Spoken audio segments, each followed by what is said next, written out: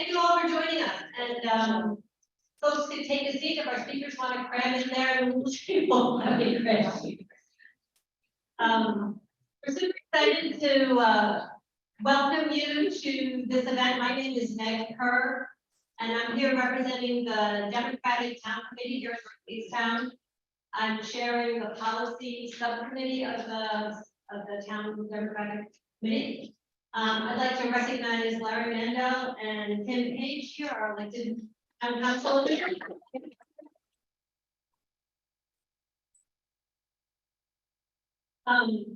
And thank you to Climate Jobs Rhode Island and Climate Action Rhode Island for co-sponsoring this event with the Town Democratic Committee.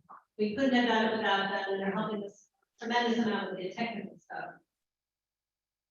So just by way of introduction, on May 9th, North Kingstown received a Lead by Example Energy Award from the Office of Energy Resources for projects including converting our streetlights to LED, green upgrades to our historic town hall, and installation of EV charging at the municipal golf course. And we should be very proud of this, and I think this is a wonderful first step. And in the months and years ahead, we here with the Town Democratic Committee would like to work with our town leaders and leaders here in the state to make North Kingstown a state leader in meeting the ambitious and necessary goals of the 2021 Act on Climate Law. Today's forum was organized and designed to help all of us better understand how we in our own homes can be more green and meet those goals, and how we can work with our municipal officials to decarbonize our town assets. Working together, we can meet these mandatory enforceable climate emission reduction goals that are in the Act on Climate Law that requires net zero emissions economy-wide by 2050. I think we'll learn a lot here today about strategies that we can implement here in the town. So our first speaker, we're delighted to have Senator Whitehouse here with us. He's been our U.S. Senator since 2007. And what better person to represent the Ocean State in the Senate, where he's fighting to position America as a leader in the clean energy economy and protect the ocean state from the consequences of climate change. As chairman of the State Budget Committee and a senior member of the Environment and Public Works Committee, Senator Whitehouse takes on the fossil fuel industry and spearheads policies combating the climate crisis and strengthening environmental protections. And we are so fortunate to have him working with us. So thank you, Senator.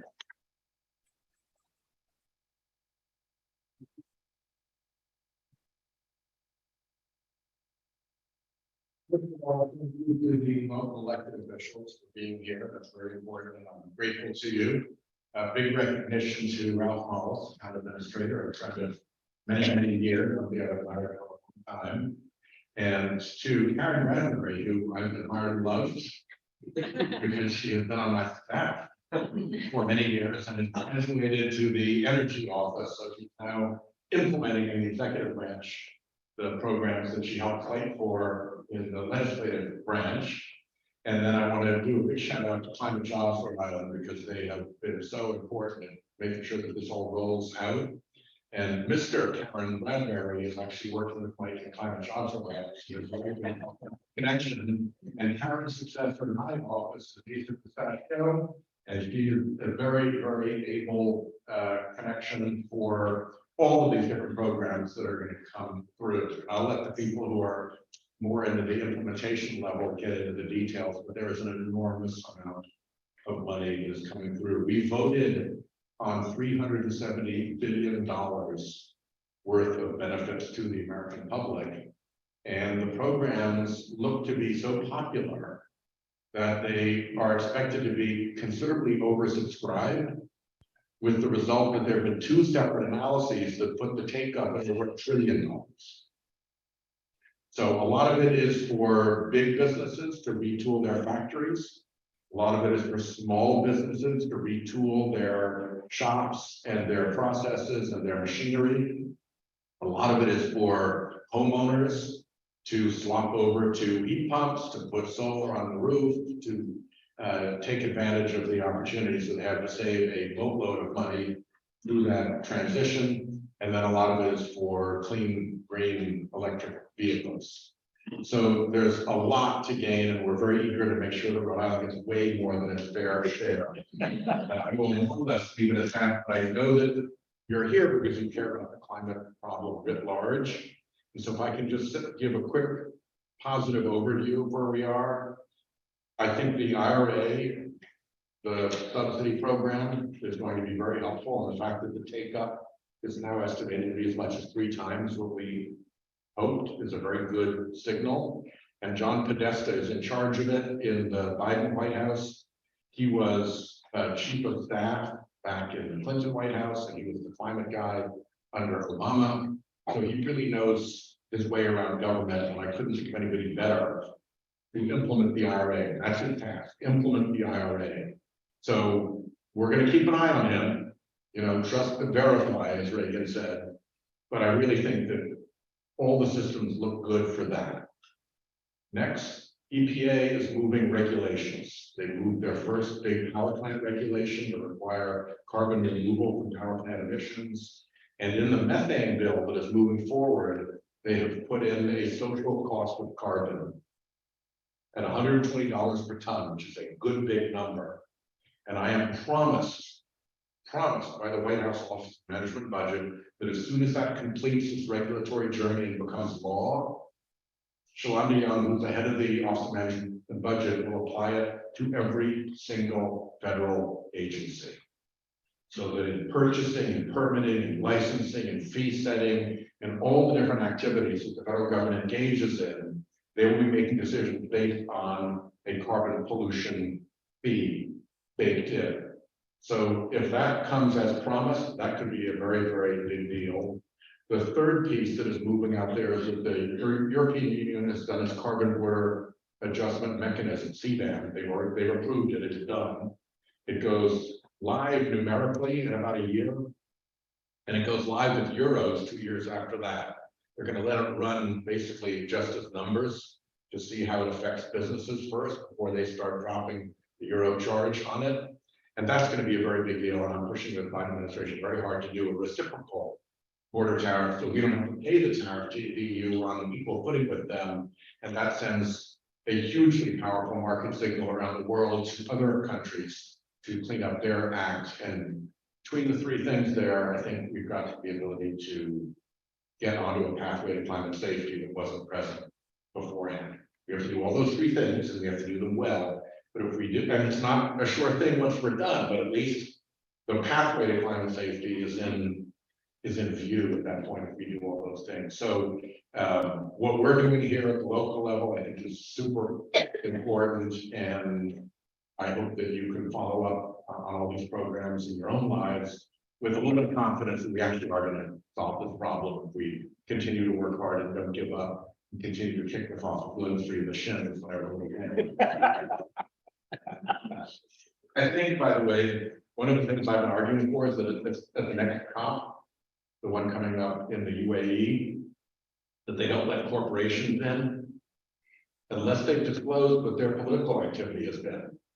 You shouldn't get to come and show up at the COP like you're a good citizen while you're busily funding climate denial and opposition all over the Congress. And I don't have anything to report yet on that, but if something good should happen, you'll know where it came from. Who do I need to talk to? Oh, Carol, the next one. Okay. Can we take any questions? I'd be happy to take questions, but I don't want to overextend the time, so I'm happy to do whatever you say. I do what Megan Bob said. You can have a few minutes if people have questions for the senator. I hear you have to leave before we're done. So, I'll stay for a bit. Not a single question. I've already bored everybody to. all right. Done. Yes.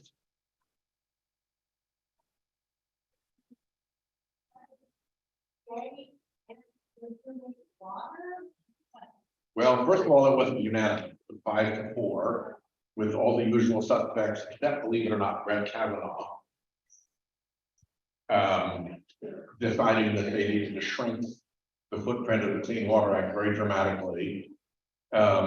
They were due for a decision on this because the pertinent decision is from what, 20 years ago? And there was no single decision. There were, if I remember correctly, 4 separate decisions that were written, and none got more than 3 or 4 judges. So you had to parse your way through this complicated mess. And if we had a better court, then I think they would have been clearer. Right now, what they said is that if it's a wetland, even if it would influence federal waters nearby, if it's not connected by open water to the federally traveled waters, that you can fill it well. And that's particularly bad when you've got things like arroyos out west, that when it's rainy season, they flood through into our federal waters. But when it's dry season, they're not connected any longer. And I think the case can be made that you should just be able to dump into them. And then when the rains come, who could have predicted that? It only happens every single year. So there's going to be a lot of battles over this in the years ahead. But when polluter billionaires pay for Supreme Court, they get decisions like this. Another one of my battles, but that's a separate one. Thank you. Thank you.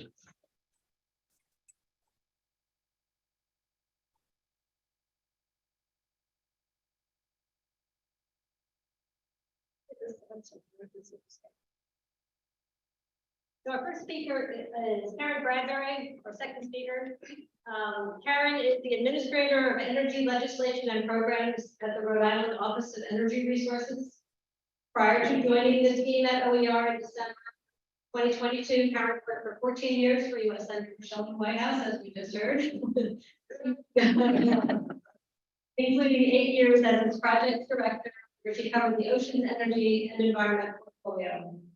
Karen earned a bachelor's degree in political science from Providence College and a master's degree in labor relations from the University of Rhode Island. She lives in Lincoln, Rhode Island with her family. And thank you, Karen, for sharing your expertise with us. Should I stick what you can do with it?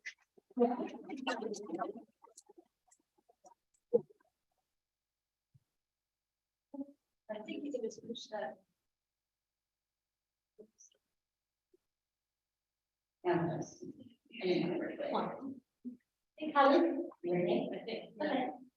We'll make it work. If not, I will make a mistake and it'll be easier for everyone else. How was everyone this evening? Are you all looking forward to the 3-day weekend? I need to recharge. There's a lot going on, as the senator said. So I wanted to thank the North Kingstown Democratic Town Committee, Climate Jobs Rhode Island, Climate Action Rhode Island for hosting this very important forum and for inviting me to present. My fellow presenters, we all work closely together on advancing climate policy. It's so good that Rhode Island is a small state because there's great potential for collaboration. And you guys are awesome. And thank you, Administrator Mollis, for letting us have this forum here.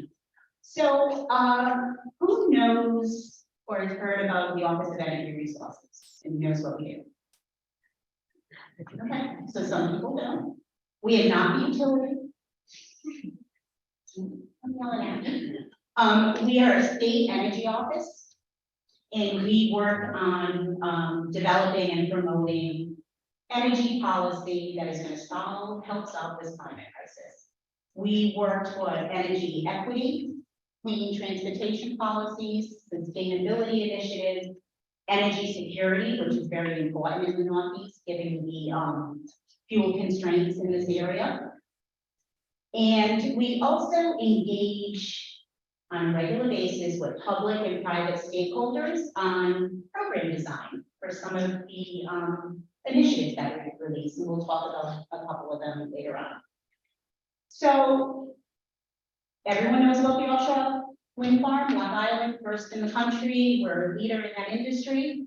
But did you also know that Rhode Island regularly ranks in the top 10 of states in the country for our energy efficiency programs? And that's because homeowners, businesses really want to make an effort to make changes, right? We, in 2022, I always get the acronym correct, it's ACEEE, but it's the American Council for an Energy Efficiency Economy, ranked Rhode Island number 7. So a lot of our energy efficiency programs are administered by the utility Rhode Island Energy.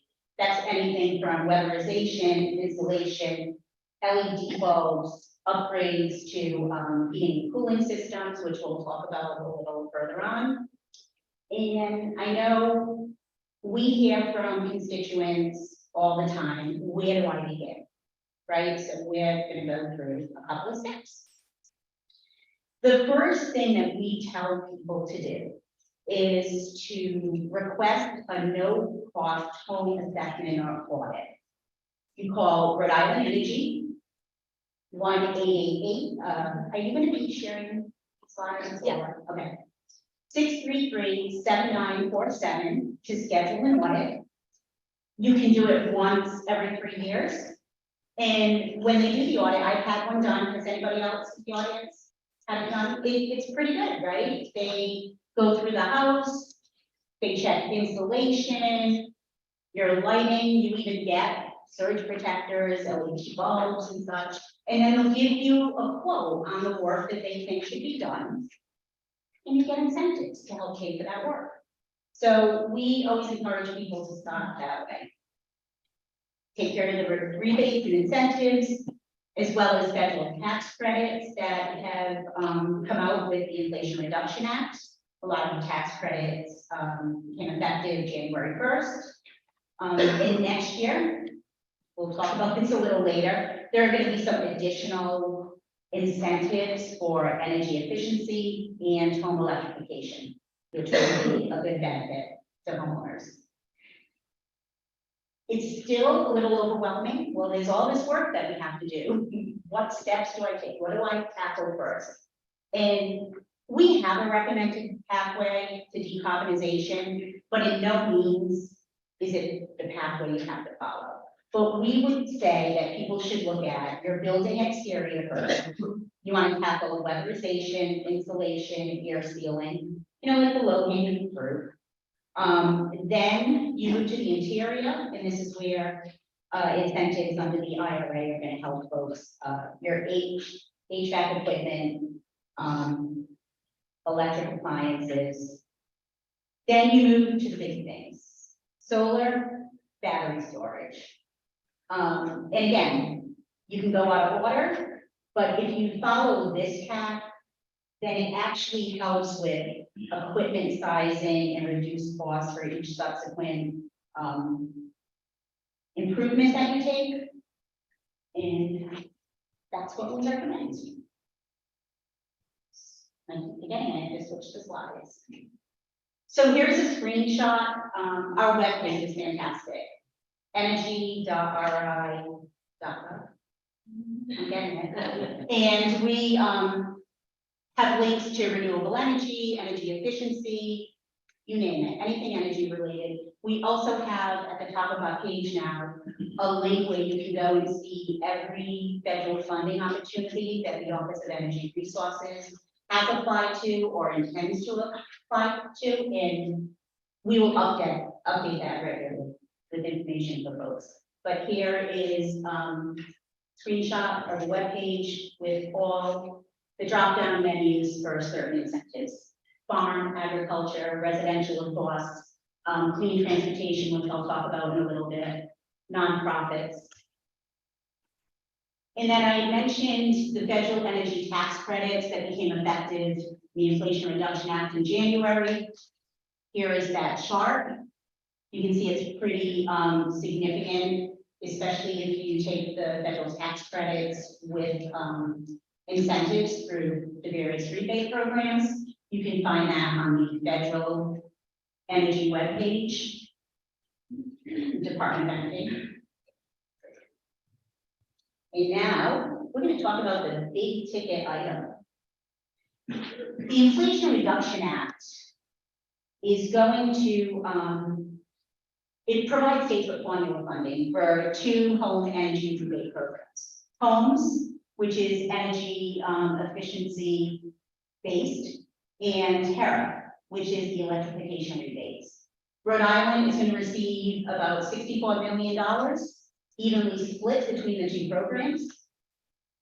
And I can tell you a little bit about how the programs are going to work, but not too much because it is still waiting for guidance from the Department of Energy, which we expect will be released in July.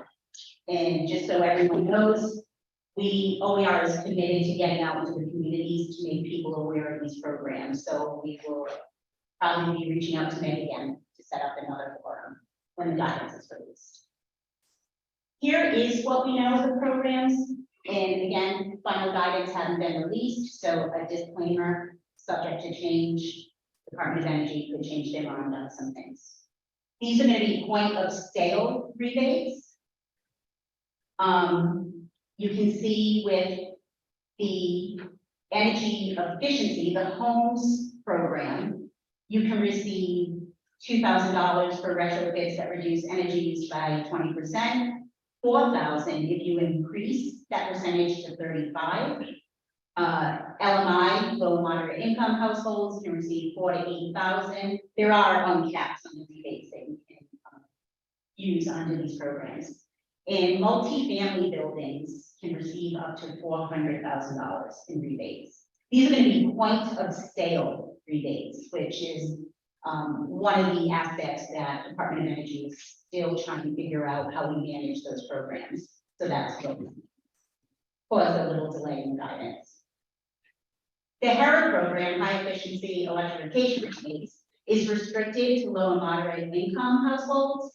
Households can receive up to $14,000 on electric appliance upgrades, heat pumps, and also some of the barriers to energy efficiency improvements in the Northeast have to do with our problems, right? It's old housing stock. Houses have knob tube wiring, which is a barrier to adding insulation into your attics. Old electrical panels. So this rebate program, Department of Energy did listen to the states when the states submitted comments and feedback. They are going to allow rebates to be used for wiring and electrical panel upgrades. So that would be very beneficial to homeowners. I'm going to talk a little bit about a state heat pump program that's going to be stood up sometime this summer. But before that, I'm going to put my federal hat back on and talk a little more about the benefits of the Inflation Reduction Act. There are 2 programs that are smaller buckets of money. One is the Energy Efficiency Revolving Loan Fund Capitalization Grant Program, which OER is going to receive that money. It is formula funding, but we are partnering with the Rhode Island Infrastructure Bank, and they will be managing that fund. So it'll be loans and grants for residential and commercial energy audits, upgrades, and retrofits. There's also a revamp of 2009's American Recovery and Reinvestment Act's Energy Efficiency and Conservation Block Grant Program. The state is going to receive about $1.5 million. That's formula funding. There were 10 cities and towns in Rhode Island based on population size that are also receiving a direct formula allocation. Unfortunately, North Kingstown is not one of them. But North Kingstown, this program is solely municipal-based projects, and North Kingstown will be able to apply at OER for funding for projects. And so now let's talk about another big program. Last year, the General Assembly approved $25 million for a state high efficiency heat pump program. It's money from what we all call the COVID stimulus dollars. And $25 million was allocated for financial incentives for electric heat pumps.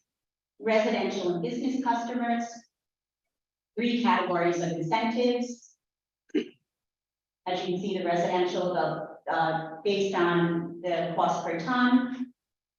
3,500 to 5,000 households, income eligible, community incentives.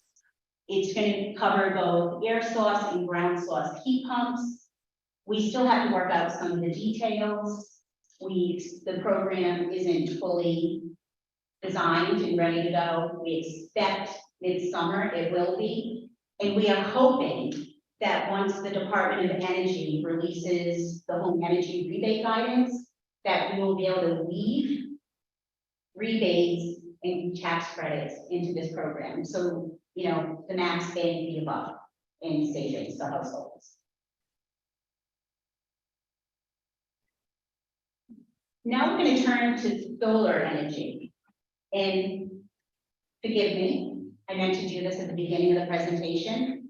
My colleague, Abby Hassenfeld, is part of our renewables team. She is a specialist in solar programs for the state. Steve Chybowski runs our energy efficiency programs, works closely with the utility. He oversees the state's energy efficiency resource management council. He's also very proficient in building codes, in upgrading energy codes for buildings. So while I'm here to give you a general overview, if you want to talk about a particular project for your house, please see Abby and Steve, and they'll be happy to talk to you about your situation. So the Renewable Energy Fund is the first program I'm going to talk about. This fund is administered by Rhode Island Commerce. It provides grants, $5,000 per project, for net metered systems. Net metered system is really a way of saying it's a billing mechanism so that you get the credit on your bill for the solar energy that's produced. This program cannot be combined with other solar programs that are in the state.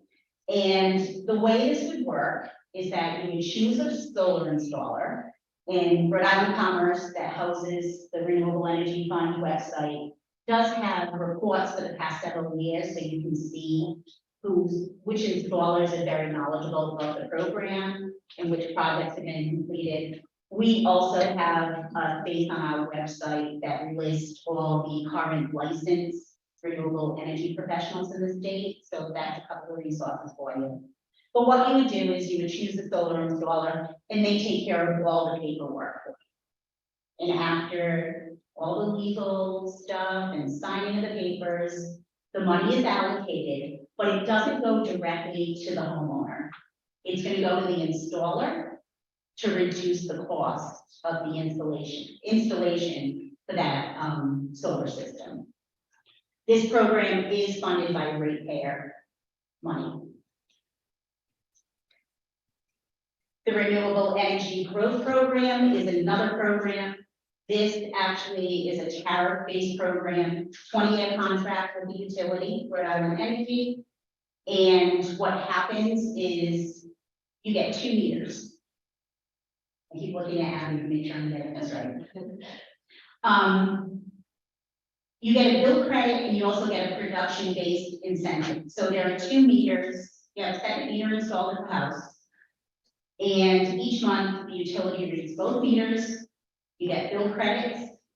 And then the incentive for anything above and beyond what you use in the home. And that is a check directly to the homeowner. But be mindful that that check can be taxable, is taxable income. So if you want to go that road and explore this program, we always advise that you consult with a tax professional on how that affects you.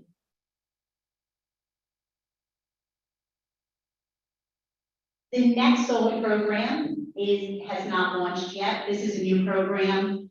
And if anyone read in January, Alex Kuttner, who's a phenomenal reporter on environmental issues, did this great story about what the work OER is doing on this program. The Affordable Solar Access Pathways. Right now, we are starting program design. We do have a vendor, Oxygen, who is going to administer the program. Is expected to launch probably late fall 2023. You think, Abby? Yeah, we're going to figure it out. So this is low cost leases, power purchase agreements for LMI homes with income less than 80% AMI. You also can grade energy efficiency programs with this, so you have greater savings. It's a new program to Rhode Island, but it's modeled after Connecticut's very successful solar for all program, which they ran for 8 years. So we're not really starting from scratch. We have a good program to model this after. And then I'll have to give a plug for Connected Solutions. This is something, after you have all these upgrades, you have solar, you have battery storage, Connected Solutions helps work with all those connected devices in your home and maximize the savings even more for homeowners. There is a website, you can Google Connected Solutions. Abby, utility run? Yes, Yes. yeah, Rhode Island Okay. actually manages the program. Okay, they manage it. So I was with the senator for 14 years, I'm still getting up to speed and energy stuff. So here's another program you can take advantage of. And then, I know I'm probably well over my time, but I have to plug our Drive EV rebate programs. There are 3 incentives. The programs are still open, individual up to 2,500, the new battery electric vehicles and fuel cell EVs, lower rebates for plug-in hybrids. We do have a webpage, drive.ri.gov, with all the information, and I believe the application form is on that webpage. And then Erica Nidowski, who is a very dear friend of the environmental community and was a journalist too, worked for the AP. We have named the e-bike rebate program after her. That program, high demand, very high demand. Averaging, I think last I checked, over 100,000. Wrong team, that's the transportation team. So anyway, the standard rebate, you can save up to $400 or 30%, whichever is less at the time you purchase. 2 rebates per household. So Bob and Meg can each get a bike and take advantage of the rebate program. And then there's also an income qualified rebate. Again, limit of 2 rebates per household.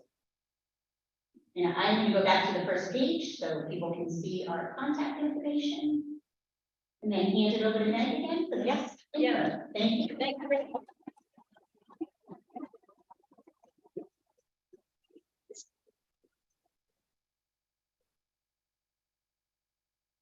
So I'll do the introduction, then we'll figure out the technology.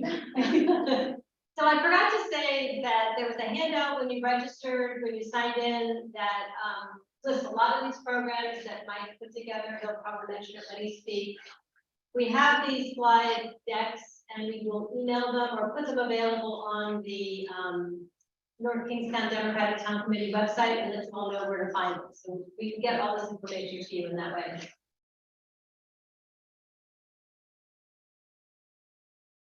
So the Infrastructure Bank is a quasi-public agency focused on financing infrastructure upgrades for the entirety of Rhode Island. A lot of what we do is with municipalities or public entities. That's what I'm going to talk a little bit more about tonight. But we work in a number of program areas, including clean water, drinking water, brownfield remediation, transportation, climate resilience, and then my favorite is clean energy. And we have clean energy programs in both the public and private sector. But tonight I kind of want to dig into the public side of things, the things the town of North Kingstown can do, or other municipalities in the state, but we love North Kingstown. So I know I'm preaching to the choir here, but it's really no secret that it's a very good time to invest in energy upgrades. Mostly looking at sort of the cost of energy over the last, I guess, 50 years. Has done nothing but gone up. But we also see, I have some Alice cover references here too, it's very popular. We also see every time the seasons change, rates are gonna drop, rates are gonna hike, rates are gonna drop. And so, clean energy upgrades, yes, will save money, but they also provide a little bit of predictability too, which I know sort of planning at the municipal level, is helpful. So I want to talk a little bit about our public side programs. The first is called the Energy Asset Management Program. And if there's one thing we know, it's that town staff are amazing, but they do a lot of really great work, and sometimes capacity can be limited. So town staff might say, we want to invest in our public buildings, do energy upgrades, do renewable energy, but where the heck do we start? So the infrastructure bank recognizes that and has created this program called Energy Asset Management, which provides free technical assistance to municipalities or other public entities to basically do a full inventory of an energy asset in the town. So the town would work free of charge for a year with a consultant to look at all of the public buildings, basically do really in-depth energy audits, benchmarking, sort of knowing where all the electric and gas use stands in public buildings. We like to say we can't inventory we have measured, which is working for true. So doing energy audits, doing energy benchmarking, and also do things like solar feasibility studies for the entire town. They could be sort of as broad as people town, or it could be specific. We had a town who wanted us to just focus on their wastewater treatment plant, which is a massive user of electricity in the town. So it's super valuable. It all kind of culminates with a presentation to the town council, town leadership, saying, here's sort of where you are in your energy usage. Here are some recommended measures moving forward, and also providing tools for the town to continue to manage their energy assets. So not just saying, here's coming in and saying, here's what you should do, but also sort of empowering the town to continue that progress and make really good, informed energy decisions moving forward. And so once you sort of identify some feasible projects, things the town might want to move forward with, we have what's called our Efficient Buildings Fund, which is an energy lending program available for renewable energy, energy efficiency, electric vehicle infrastructure, basically anything that is a cost-effective energy saving or producing measure. It requires that for new construction, it requires that buildings be built above energy codes. We really want to encourage cities and towns when building new buildings to build smart and sort of do it right the first time. It's discounted interest rate, so it's a more affordable financing option for the town. We take sort of the market interest rate and cut it by a third. And we offer terms up to 15 years. So they're spread out those payments and reap more of those energy savings. It's available for renovation or new construction. And I just wanted to jump into some of the real world examples, some case studies and projects that have actually been done. So in the town of Smithfield, they did about a $6 million loan to do energy efficiency upgrades at their existing middle and high schools. And when I was looking through all of the different projects that this money is going to fund, yes, there's things like lighting and heating upgrades, but it also included things like air filtration for the wood shop and better ventilation for the entire school. So yes, we can see they have great amount of savings, over $500,000 in savings over the life of the system they're installing. But these kinds of measures are also about comfort and safety, especially in our schools. And I also wanted to give a shout out to the town of Rhode as well. We're doing a LED streetlight conversion, a 2400 streetlight, over $2 million in energy savings. That's a really great sort of low hanging fruit measure that towns advantage of. So those are sort of renovation projects, and then on the new construction side, we were a big piece of the new East Providence High School, which is a beautiful building. What's nice about new construction is that the town would say, hey, we want to build this new school, here's all the things we need to do to get there, here are all the different elements, and here's what they cost. And then the infrastructure bank and our consultants are happy to sort of work with you, and pull out all of the things that are eligible for discounted financing. So things like insulation, things like windows, things like HVAC that are going to have to be purchased anyway, if they're done to a higher energy standard, we're not gonna finance those.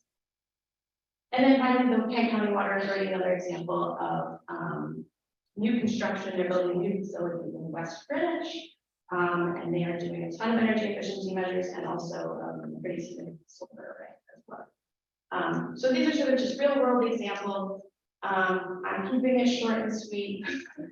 This is my contact information. And again, our office does a lot of different projects and a lot of different program areas. So if anybody has any questions about any other types of work that we do, happy to chat. Thank you.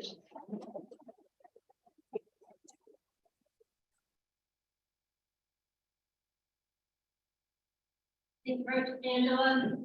Mike Rolls is the next person speaking for us. You can figure out the technology. Mike is the policy director at Climate Jobs Rhode Island and a big help in getting this forum together. Thank you, Mike. He has been with Climate Jobs Rhode Island since September of 2021. In that time, Climate Jobs Rhode Island played a critical role in passing legislation that ensures fair wages, worker protections, and expanded apprenticeship opportunities in mid to large size clean energy projects, 100% renewable energy standard by 2033, and a historic offshore wind procurement bill.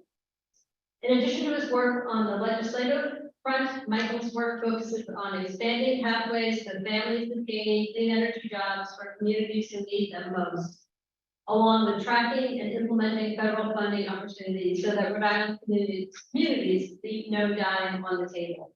That's what we want to do.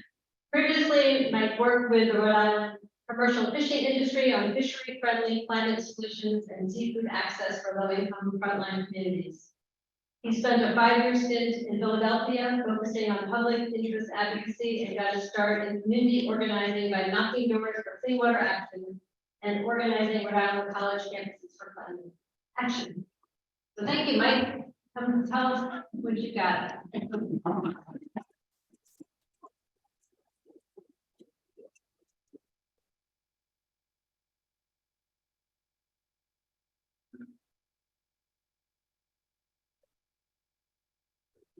Tech help. Oh, here it is. Here it is. There are.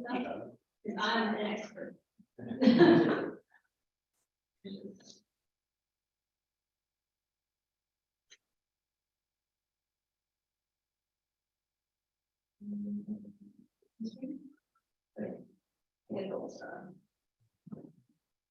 And then are we streaming this, by the way?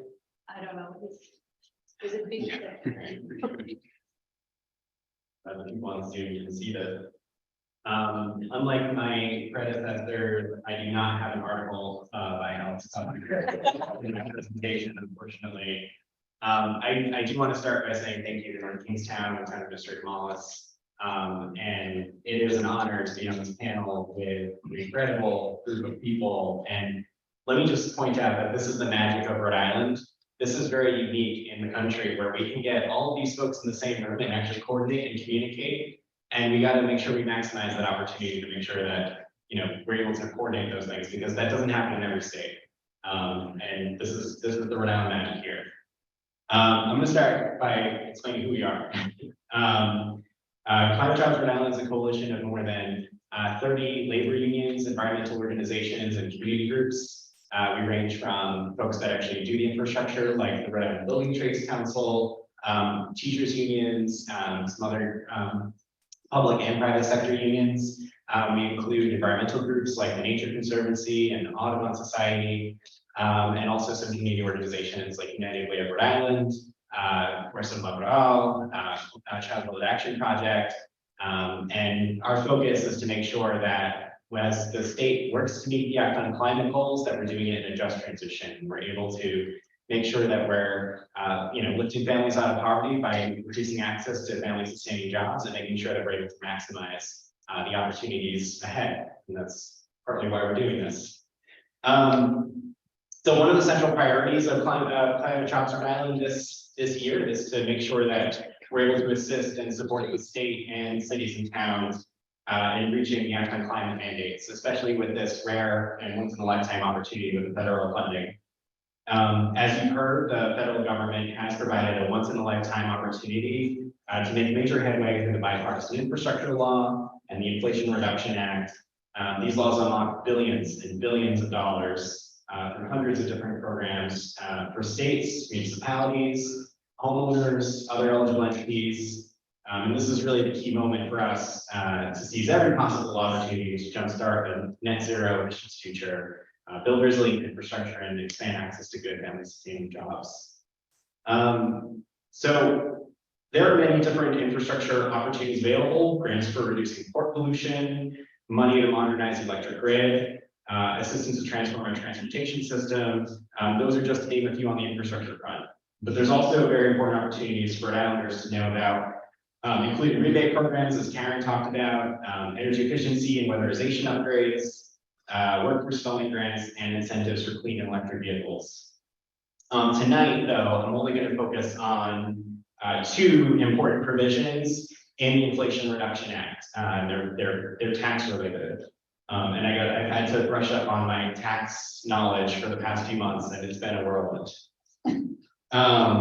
So the first one to talk about is the investment tax credit that's been expanded under the Inflation Reduction Act for public and nonprofit and non-taxable entities.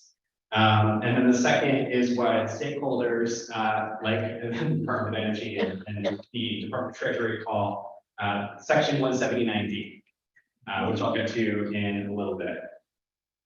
So starting with the investment tax credit, I'll just say this. I mean, it's a powerful federal program to support tax exempt organizations that are developing solar and energy efficiency projects. For the first time, the federal government is providing unlimited support to tax exempt organizations, cities, towns, school districts, nonprofit organizations via what they're calling a direct payment mechanism. And that's in the form of cash. And it could cover the 30 to 40, sometimes 50% of the cost of an entire project, which is incredible.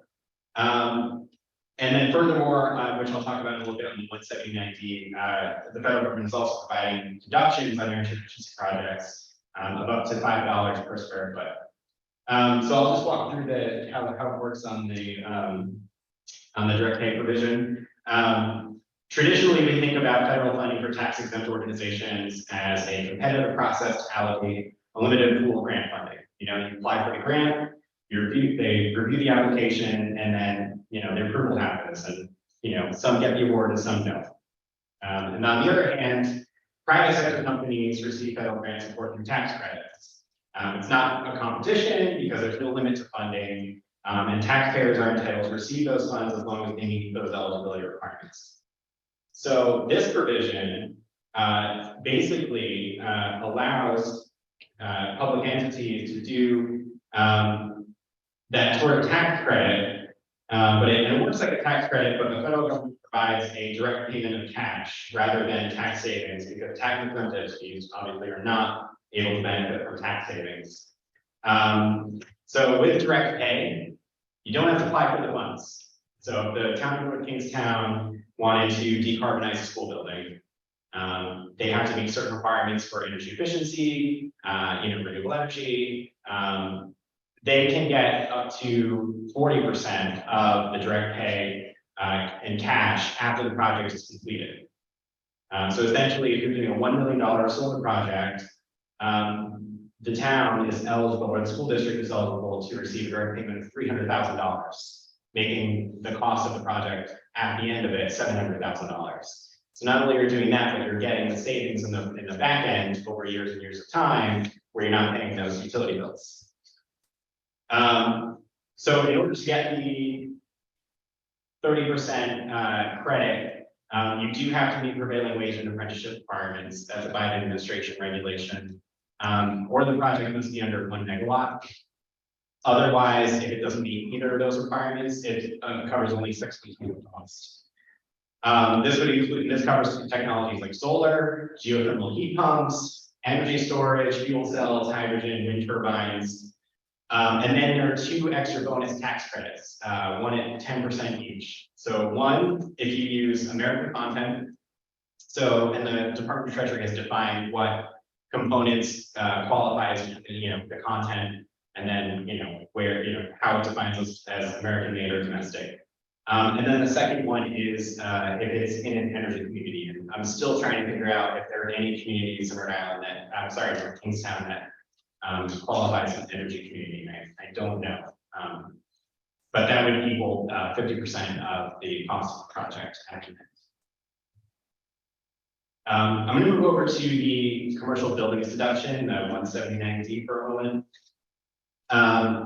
So what it does is it provides up to $5 per square foot, depending on the reduction in energy use. What happens is the Department of Energy has a web portal that the town can go to look at, sort of the kind of measurements of the actual, technology or the actual components that you're using to make sure that it does qualify for the tax deduction. You must meet prevailing wage and apprenticeship requirements, otherwise it's only up to $1 per square foot. The difference here is that it's not for direct pay. It doesn't qualify for the direct pay provision. However, you can still receive that pass-through in savings from the primary designer that claims the deduction. So the way that others have started doing this is, you basically, have the designer hired, they agree to claim the deduction, there's an actual letter that is signed by both parties. And then, they will pass down that savings to the entity. All right, so before I move on to the coup de grace, we have partners at the national level that do some scenario modeling and are really smart. And what we did was we had them take a scenario where the town of North Kingstown essentially takes every school building and makes it net zero. We did it in a way where it's for existing buildings, not for new buildings, which I know that there might be new construction in the future for new buildings. So it's just a scenario, it's hypothetical. But what we did was they modeled out what it would look like in terms of the financial savings and the upfront costs if North Kingstown was able to do all the bells and whistles and take advantage of the IRA tax credits, and then what those savings would be in the future. And this is what they came up with for just solar. So I'm just going to start with the solar model. So what you have here is we got 9 buildings. They even were able to measure out the square footage of the buildings. Average system size, they were able to look at total project costs at $17 million. If you have the $17 million cost, you get the investment tax credit at 40% of the investment tax credit. So that means that the town would have done prevailing wage apprenticeship and also been able to use domestic content. So that nets you an $11 million project. In the future, you get a break-even point at 8.2 years. The gross savings after 30 years, it would be $50 million. And what they did was they looked at existing data from the Department of Education on existing energy use from a few years ago, by the way. But they were able to look at the existing energy use, look at the average utility bills, and then figure out that it's an 8.2 break-even point. So if we go to net zero, this is with all the bells and whistles.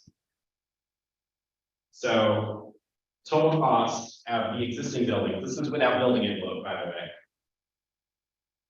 You have 9 buildings. Get a total project cost projected at $37 million. After the IRA incentives, again, 40%. Total project cost is $25 million.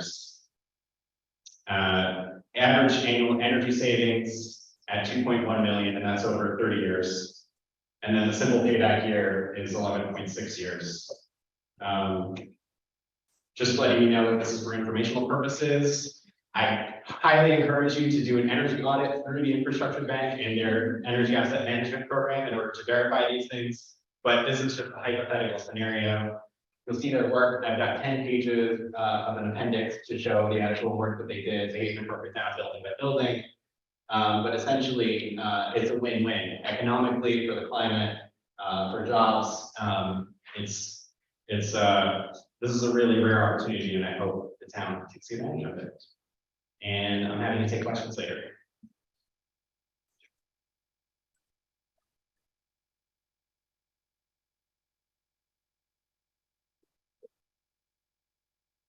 Thank you very much, Michael.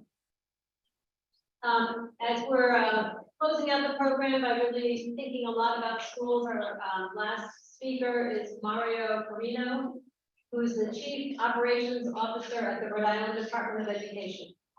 As an accredited learning environment planner, he has advocated for school construction projects over the last 13 years as part of the department.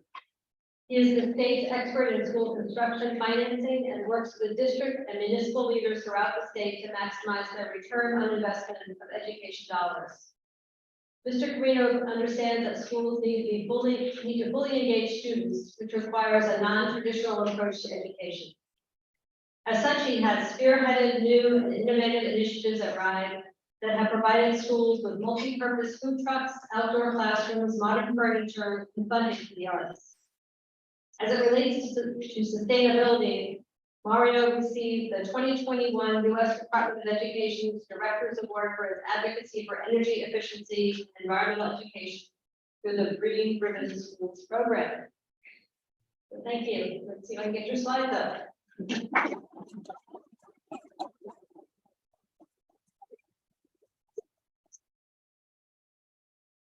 you go. Thank you so much. Thank you for having me, everyone. It's great to be here in North Kingstown tonight. One of the things that's unique about school construction in the state is, unlike other municipal projects, the state will subsidize school construction work. So the town of North Kingstown recently voted to put a new middle school on the ballot in November for $167 million. Well, we would expect before even tapping into these programs, you likely will get 52.5% off. So around $88 million will be covered by the state. State law allows you to lend school housing aid with all of these programs. And I'll give you an example. It's occurred in Lincoln when they actually had to use all of these, and the net cost ended up being zero for them. So it's a great one. So this we can frame as both a need and as an opportunity. So statewide, we spend $39 million a year on heating and cooling schools. And many of these schools are really old buildings where the heat is either on or it's off. If you walk through it, it's 100 degrees, every window's open. It's really a mess. Money literally flies out the window in the island. If we were able to find a way to repurpose these savings and put it into the classroom, that's the equivalent of 500 teachers per year. Same amount of money that's literally flying out our windows.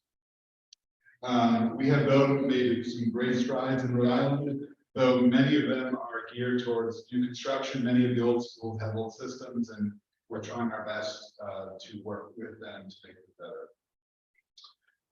So for school construction, we have school construction regulations, which require, again, new buildings to be built to a standard that requires less energy usage, more efficiency. But again, even if we build 50 or 60 new buildings over the next 10 years, we still have 250 old buildings that this may not apply to them, which is why I think it's unique using a variety of funding sources. We also partake in the Green Ribbon Schools program. We are #1 in the Northeast, that's Rhode Island, and #2 in the nation on a per 1,000 student basis of Green Ribbon winners. Just a few weeks ago, Jamestown and East Providence High Schools won awards. Lincoln and Barrington won the prior year. Some examples, I'm really going to focus on the Lincoln one because I think this is a concrete one that see it starts to make a lot of sense. But just some recent examples of projects that have qualified for additional bonuses for energy and or have won Green Ribbon Schools Awards. A new middle school in Barrington, built in 2019. We have the Health School in Newport, which was the very first school in the state that did this newer and fewer approach, where we're down about 20,000 students statewide over the last 20 years. So the idea is we don't have to just replicate buildings, we should be strategic in how we do it. I think one of the proposals for North Kingstown is again a newer and fewer, 2 middle schools, 1 with the same mindset. So this is the project in Lincoln, which I'll use it as an example because it actually used all of these funding sources. So the project itself is 8.3 million. We did an analysis in Lincoln that to add solar panels to make it to cover 100% of the energy costs was going to cost $825,000. The town applied for the REF grant, the 30% of the federal tax credit. They received both. That brought it down to $500,000. They put it through for school housing aid, which gets them another 50%. And then the unique thing is, he triggered an energy bonus, not just on the solar panels, but on the entire project. This actually cost Lincoln negative $100,000 to put the solar panels in. It's all said and done. And the estimated savings over 20 years are $1.4 million. So again, this is a way to think about it as we get into the planning of your middle school, should it pass. We would want to do the same approach where we look at, what's covered by the state, what can be covered by the infrastructure bank, what other grants are available. And while the rate I quoted before, 52.5% is your goal, when you start adding in other subsidies, that really climbs 60, 70%. Potentially, who knows what other programs will unveil themselves in the future, but that's really the way to look at it, because it's a lot of money that would go from your taxpayers to someone else. We can find ways to do that strategically. We have a new library, we have a new town hall.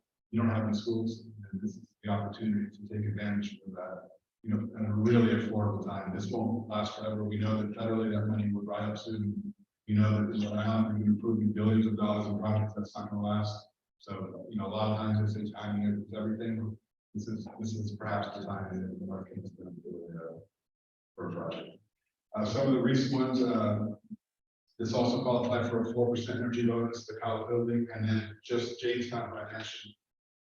They won a Green Ribbons Award. They also have solar panels. They spread the parking canopy as well. So the middle school is going to generate 97% of the entire district's energy costs. So again, in North Kingstown, I looked before you heard that 39 billion, 1.25 million are heating and cooling costs here in the North Kingstown School District. So there's a huge opportunity. And if we can find a way for you guys to really trim that down, that'd be a great thing. I mentioned to Mike before when he showed his the projection for North Kingstown, we should then apply the school housing aid ratio because those numbers become more favorable. You might see paybacks as little as 1 or 2 years as opposed to 8 to 10 years, which would be a great story, not just here in North Kingstown, but throughout the state of Rhode. So, are there any questions on anything that's related to schools? Construction. We'll let the town manager speak, and then if there's time, we'll have questions for the whole. Great.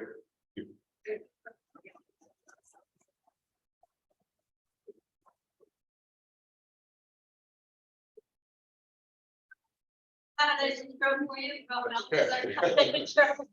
And we're delighted to have you. Thank you.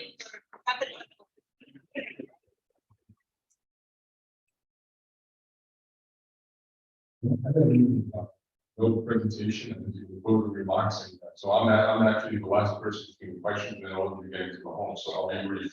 I just want to spend a couple of minutes and I want to just first sincerely thank the presenters. I mean, first I have the opportunity to work with many of them and they are outstanding public servants, but for them to take the time out that they have tonight to give us this valuable information, both for homeowners and for our municipality.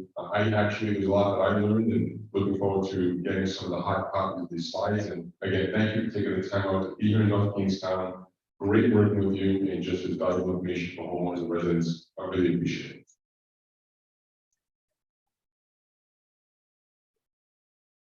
And how lucky are we here in Rhode? What I mean by that is that there's not too many states that can get this type of group together, but also to get a US Senator to stop by and give remarks. And I wish he was here because we have a running joke. We've worked together and have known each other since he was Attorney General. We're probably talking well over 20 years, well over 20 years. And the running joke is that my mother always said that I was her second favorite elected official. And so when I went to became town manager, I became her favorite non-elected official. So finally, again, a great advocate for clean energy, great advocate for Ireland, and great to see you, of course. And then putting together this evening and seeing this crowd, I want to sincerely thank the North East and everybody for putting this valuable information together. I thank all of you again. Thank you for doing this for our residents and for our town. Now, I know we heard a lot of information. I hope some of the information helped our residents. I hope there's some programs that you'll be able to access. I know there's a lot going on in town between our new school, hopefully between our recreation center, our public safety complex, the renovation of the municipal office building. And while I want to be completely transparent, while clean energy is something that we always strive for, I personally love the word savings. So when I see that, I get extra excited. And there is a lot that we can do together to make these buildings not only energy efficient for the future, but to make them more cost efficient for our taxpayers. And I'm looking forward to working together with our council, who's leading this town and getting this done, our school committee. It's going to be an exciting year, and hopefully we can get some of these off the ground. I hope that the town has been somewhat at the forefront of clean energy. About 3 weeks ago, as you heard, we were at the State House, myself, Kate Class, and Dante from Public Works, and a bunch of municipalities were nominated for the Clean Energy Award. We didn't know who was going to get the award. We were there because we were honored to be nominated. And then all of a sudden at the end, they put the video up and there was enough Kingstown. And, it made us proud of that, but also surprised. We're proud that we received that. And there were a lot of things that went into that award. The streetlight conversion that you saw earlier, a lot of energy efficient improvements at our public buildings. The energy efficiency improvements at our new town hall, the electric vehicle charging station at our golf course, and much more. And so we were proud of that. And that is just the start of great things to come. We are redoing our municipal parking lot, which I only mention that because, of course, one of the primary reasons for that is flood control. And that's to do with our climate. While we're going to be working in improvements with that, it's also going to make it safer in that area and start addressing the effects of climate control. And we're starting and we're hoping to be a leader when it comes to EV charging stations. There's federal money out there in the state that putting together a grant program, and we are looking for Kingstown to be the lead in that program. And there's a lot of reasons for that. We want to put EV charging stations throughout the town, but while we all believe in electric vehicles and we believe in clean energy, the bottom line is that the infrastructure has to be there for its work. We can't turn the clock back and not affect individuals' quality of life by saying we want you to buy these vehicles, but you can't travel long enough, you can't find a charging station. It just doesn't make sense. And so we have to put the infrastructure, we have to take the lead on that. There's a lot of federal money out there, as the Senator said, and we're looking to be one of the lead communities in providing that infrastructure here in both long-term and fast short-term charging. And so there's a lot that we can do, and the town is looking to be at the forefront. Of course, as I mentioned earlier, and I know some of our representatives mentioned, we have a lot of projects happening in town, and it appears to me that there's a lot that we could be doing as a team to make sure that these are energy efficient and cost efficient. So this is an exciting time. There's a lot of federal money out there. As a representative mentioned, that federal money will dry up over time. We need to take advantage of it. And I think this is a great start, a great forum to a number of elected officials who are here. I think that they're taking the time because they have the leaders in our community to get this going. But again, to our town committee and our representatives, thank you for this evening. It really was eye-opener for a lot of us. I hope there's some opportunities for residents, but I know as a municipality, it's given us a lot of information to digest and hopefully do some great things over the years to come. So thank you. And again, a great work with our representatives and look forward to the future. Thank you.